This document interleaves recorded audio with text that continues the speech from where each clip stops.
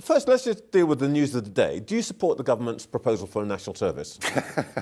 They don't support it either. It's a joke, isn't it? I mean, look, what you do, you get a focus group of half a dozen Reform voters in a room, and the chairman says, now, what about national service? Oh, I think it's a very good idea. The rest say, yeah, actually, not a bad idea. Oh, policy. So, I mean, look, when you're a weak leader, and Sunak is not a leader in any way at all, you're a follower. So Nigel Farage is a name that often evokes strong reactions. Known for his outspoken views on European politics and his role in the Brexit movement, Farage has recently shifted his focus to another contentious issue: open borders and immigration. In this video, we will explore Farage's arguments against open borders, his claim that anti-immigration views are not inherently racist, and the evidence he presents to support his position. Follow what the focus groups say, and you say, by doing this, I can attack the Reform vote. That's what it's all about. And look, it's totally impractical. The army has shrunk from 100,000 to 75,000 in 14 years of conservatism. And most interestingly, we have a growing number of young people in this country who do not subscribe to British values, in fact, loathe much of what we stand for. So what do you do? Who are we talking about there? Oh, I think we see them on the streets of London every Saturday. What do they look like? Oh, we're talking about... What do they look like? Are we talking about Muslims here? We are. And I'm afraid I found some of the recent surveys saying that 46% of British Muslims support Hamas, support a terrorist organisation that is prescribed in this country.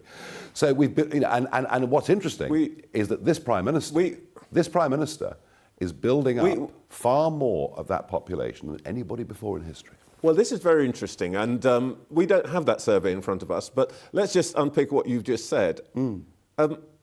Are you sure you want to make the blanket accusation that you've just made that Muslims are somehow less patriotic than other British people? Because those people on those demonstrations are British. Did you watch the recent elections that took place up and down the country? We don't know that, and we don't know they support Hamas. Would you like to revisit what you said at all? Let's be clear. There is a growing population of people in this country, a lot of them very young, who have recently been voting for and electing candidates, right, up and down the country, in inner cities, who stand for a set of values that are completely, not only don't subscribe to our values, but in many cases are totally against our values. And the marches, there were some on those marches. Equally, there were lots of upper middle class girls called Jocasta on those marches as well, and I understand that. But we have to face the fact, and at some point, by 2029, the Labour Party will have to face the fact that they started a policy of irresponsible open-door immigration, but nobody in history has allowed more people in who are potentially going to fight against British values than Mr. Sunak. And if you look at those figures last week, if you look at the sheer numbers that were coming in last week, you really have to ask yourself some questions. Well, is this the thrust of the Reform campaign, that actually immigration means that our values are threatened, and particularly we are unhappy about Muslims? Because that is a pretty incendiary proposition. We have never before seen anything like this. You think about West Indian immigration into Britain, the post-World War II. I think of very little else. West Indian immigration into Britain post-World War II. There were a lot of shared things there. Shared history, shared culture, shared religion in many cases. Most families that came could say one of their family had served with British forces in World War I, World War II, love of... Nigel Farage, a prominent British politician and leader of the Reform UK, has been a significant voice in the debate over immigration policies in Europe. His perspective on immigration is clear. He believes that open borders present a serious threat to national security, economic stability and cultural cohesion. Farage argues that open borders increase the risk of terrorist attacks. He cites several high-profile incidents, such as the Paris attacks in 2015 and the Berlin Christmas market attack in 2016. According to Farage, many of the attackers exploited lenient immigration policies to enter Europe. He maintains that without stringent vetting processes, it is impossible to ensure that extremists do not infiltrate the country. Let me take you to a candidate called Steve Chilcott. Never heard of him. Standing in London. Never heard of Islam and Nazis are the same thing. Sean Matthews standing in the seat in Lincolnshire talking about children having their penises chopped off. If we come back to Hitler references, I could go through so many of your candidates. Well, I'm sorry. Hang on a second. I think Jake Fraser in Cheshire. people being alarmed about sex conversion therapy for children. I mean, you think you'll find that's quite a big majority view, actually. Let's come back I bet most of your listeners are worried about it. I bet you. Jake Fraser in Cheshire. The British Never public heard is of him. like... There's a health holocaust, is what COVID was. John Edwards, who's standing in one of the Southampton seats. Vaccine producers are like Nazi armament companies. I could go on and on and on. Well, do you know what? Your image is carefully honed. Do you know what? Your army behind you. I've never honed an image in my life. I'm who I am. I've never pretended to be anything different to what I am. These are not... they're ordinary people. That's how people out there speak. That's how they feel. Ordinary people, they Mr. express Farage, say on Islam Facebook, and Nazis are the same on Facebook, thing. Well, I can tell you something. Oh, go on. They both want to kill Jews. No, stop. Do you know why Churchill in 1933 was almost the only person to see Hitler as a threat? Because he'd seen it with fanatical Islam when he'd fought against it in the 1890s. Now, we've moved on, we're 80 years on, but people are allowed to have opinions. People are allowed to express views. You're not supporting the idea that Islam and Nazis. Just to clarify there, Mr. Farage. No, I'm scared of all fanaticisms. You're equally scared of Islam as you would No. be... You're making a very big mistake. I'm asking you. I'm not talking about Islam. Okay. At all. In fact... But your candidate is. Islam and Nazis are the same thing. A very, very prominent... They both want to kill Jews. They both hate homosexuals. A very prominent businessman who happens to be a follower of Islam has joined our party this week. I'll be unveiling him next week. The vast majority of moderate Muslims in this country agree with similar principles to you and me.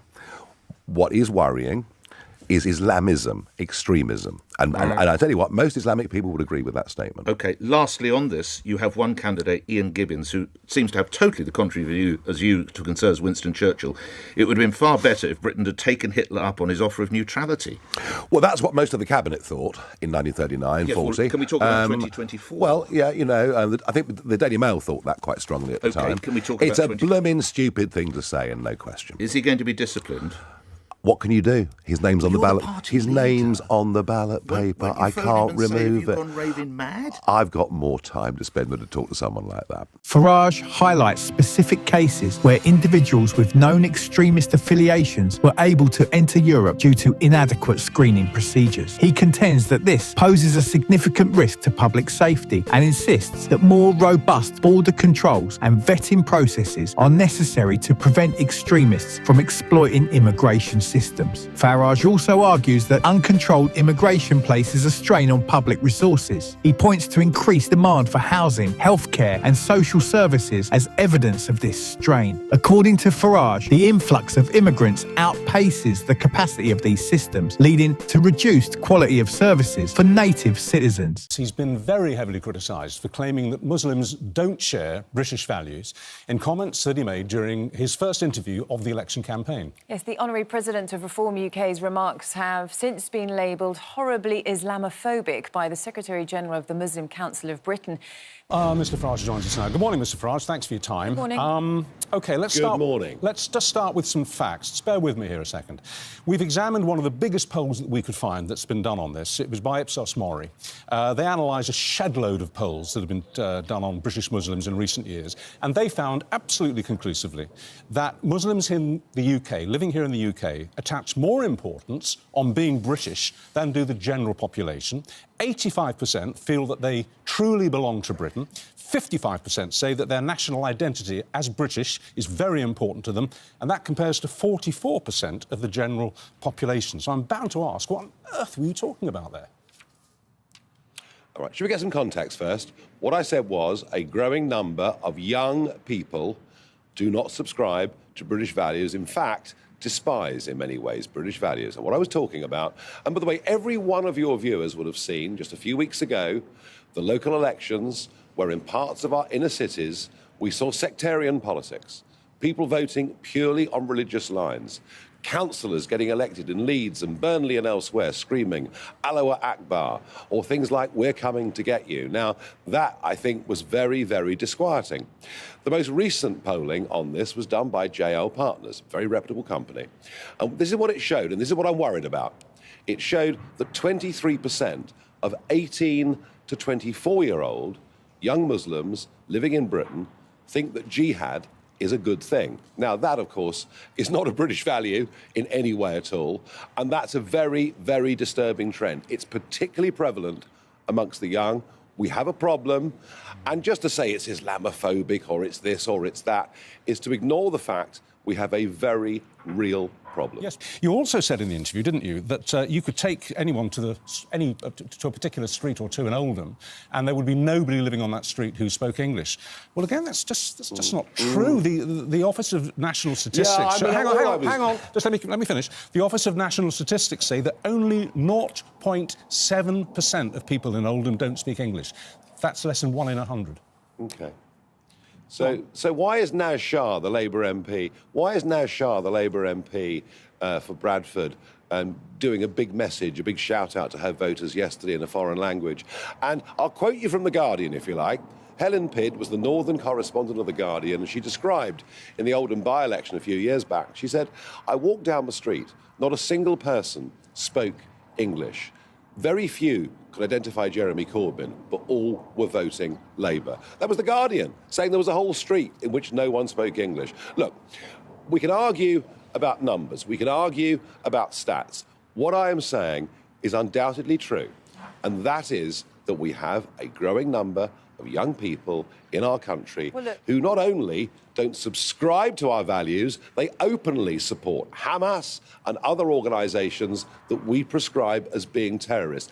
That is a serious situation, and it's worthy of a proper debate without name-calling. But it's undoubted that there are those people that... He cites reports indicating that immigrants are more likely to rely on welfare benefits and public housing. Farage argues that this creates a financial burden on the state and taxpayers. He believes that the economic impact of immigration needs to be carefully managed to avoid further strain on public resources. Farage is also vocal about the cultural implications of open borders. He argues that mass immigration leads to the erosion of national identity and cultural values. Farage believes that integrating large numbers of immigrants from diverse cultural backgrounds is challenging and often results in social fragmentation. He refers to instances where immigrant communities have struggled to integrate, leading to cultural clashes and isolated communities. Farage argues that this undermines social cohesion and creates tensions between different groups. He insists that preserving national identity and cultural values is crucial for maintaining social harmony. Farage asserts that open borders contribute to increased crime rates. He references statistics and reports showing higher crime rates among certain immigrant populations. Farage argues that this is a result of poor integration and the difficulties of policing diverse communities. He believes that the criminal activities of a minority of immigrants should not be overlooked and that more needs to be done to address these issues. Farage advocates for stricter immigration controls and improved integration policies to prevent crime and ensure public safety. To support his anti-immigration stance, Farage refers to various sources. He frequently cites data on terrorism, highlighting cases where perpetrators had entered the country as immigrants or refugees. Farage argues that these incidents demonstrate the security risks associated with open borders. He also uses economic reports and studies to illustrate the financial burden of immigration on public services. Muslims living in the UK don't share British values. You said a growing number of young people in this country who do not subscribe to British values, and you then went on to explain that, yes, they were 46... Well, thank you. Then you were talking about the British Muslims. So hang on. I'm talking about a minority, but a growing minority, and predominantly very young people in the British Muslim community are turning their backs on all the values and the tolerances that we believe in. So my question to you was about British values. What are you summing up as British values when you talk about this? Well, I don't think excluding women from public life and debate is very British, do you? Very interesting. I mean, we saw Angela Rayner yesterday virtually begging her local Muslim community to vote for her, not a single woman in the room. Look at the celebrations that we saw after the local election successes for Greens, Independents, etc. in the local elections. You'll find it very difficult to find a single woman there. Look at attitudes towards homosexuality. You know, we are a country that is very relaxed and tolerant about the issue in every way. You find large sections of that community have different views. Can I just explain why I'm asking this, though? Why I'm asking this? Because there is actually a definition of British values, 5 core British values: democracy, rule of law, individual liberty, mutual respect and tolerance of those with different faiths or beliefs. So, you know, there is an argument to say, isn't there, that you're not actually demonstrating the British values there, are you, with mutual respect and tolerance of those with different faiths and beliefs? I'm sorry. I don't like sectarian politics. I don't like people voting politically purely along religious lines. And the reason is I'm old enough to remember what that did in Northern Ireland and what it led to. And I'm saying these things as a warning, and I promise you I'm not wrong. So how do you bring people together then? What's your solution to enable to, you know, prevent these divisions from occurring as you're describing them? Well, the first thing is to recognise why we're in the mess we're in. And the reason that nobody else will talk about this is because both the Labour and Conservative parties have caused the problem. Labour opened the door to mass immigration on a scale this country had never seen. And what the Conservatives did in government was to accelerate that trend. You know, you look at the numbers, 1.2 million new people a year settling in the United Kingdom. The numbers are literally mind-blowing. You cannot have integration. You cannot have societies with different communities working together if you have mass immigration at that level. So number one, recognise the problem, and number two, actually reduce mass immigration and hopefully give us a chance to get those separated out communities integrated. Well, let's talk about but as I say, the others don't want to talk about it. The others won't talk about it because they've caused it. Well, let's talk about immigration. You've challenged the Prime Minister to a television debate, a live TV debate, and obviously he's not going to accept that. I think it's a fairly safe prediction. What would you do to stop the boats? Because that's what you want to debate him about. What would reform do? How would you stop the boats coming over? Yeah. So I came here 4 years ago. 4 years ago, I went out to sea repeatedly. I started filming the small boats. I predicted there would be an invasion unless we got tough on this issue. And of course, nobody wanted to talk about it. They called me nasty names. They're very good at doing that. And now, 3,800 boats later, 125,000 people later, we now have Labour saying, we'll solve it, we'll crack down on the criminal gangs. Well, we've been saying that about the... Farage references cultural studies and reports on integration challenges, highlighting instances where immigrant communities have struggled to assimilate. He also cites crime statistics showing higher crime rates among certain immigrant populations, arguing that these figures underscore the difficulties of integrating large numbers of immigrants from different cultural backgrounds. Critics often accuse Farage of promoting xenophobia and racism. However, Farage firmly rejects these accusations. He argues that his stance on immigration is not about race, but about preserving national security, economic stability, and cultural integrity. Farage believes that it is possible to have a rational and constructive debate about immigration without resorting to racism or xenophobia. Farage's influence on the debate over immigration policies in Europe is significant. His arguments about national security, economic impact, cultural integrity, and crime rates raise important questions about immigration policies. Whether seen as a defender of national values or a controversial figure, Farage's stance on immigration is a crucial part of the ongoing discussion about Europe's future. Nigel Farage's arguments reflect broader concerns about immigration and its impact on European societies. His views resonate with many who feel that their concerns about national security, economic strain, and cultural preservation are not being adequately addressed. It is important to engage with these concerns constructively and find balanced solutions that both promote the benefits of immigration and address its challenges. Now, let's also have a chat here about Salman Rushdie, who looks like he's going to end up losing sight in one of his eyes. He couldn't be a braver man, but the relentlessness of those who hate was on show again in New York when he was stabbed this week. Well, absolutely. And I have to say, I very much doubt that a book like The Satanic Verses would even be published today. You know, remember, we're going back 30 years, just more than 30 years, since Rushdie wrote that book. And, whether you agree with the language that he uses about the Muslim religion, the fact is, in a society that believes in free speech, he should be allowed to do it. There is no way Penguin would publish that book today, but it just goes to show the fanaticism that some people face. They've waited all this time, they've got their man. It's a miracle that Rushdie has even survived such an awful attack. And I do think that in between terrorist outrages, we kind of let our guard down on this. We think, oh, it's okay. This terrible fundamental Islamic extremism. This video has aimed to present Farage's views and the evidence he provides, offering a comprehensive look at his stance on open borders and immigration. The future of immigration policies in Europe remains a topic of critical importance, demanding careful consideration and informed discussion. Farage's arguments highlight the need for a balanced approach that ensures national security, economic stability and cultural integrity while addressing the complexities of immigration. Let me know your thoughts in the comments below, and for more content like this, be sure to subscribe to the channel.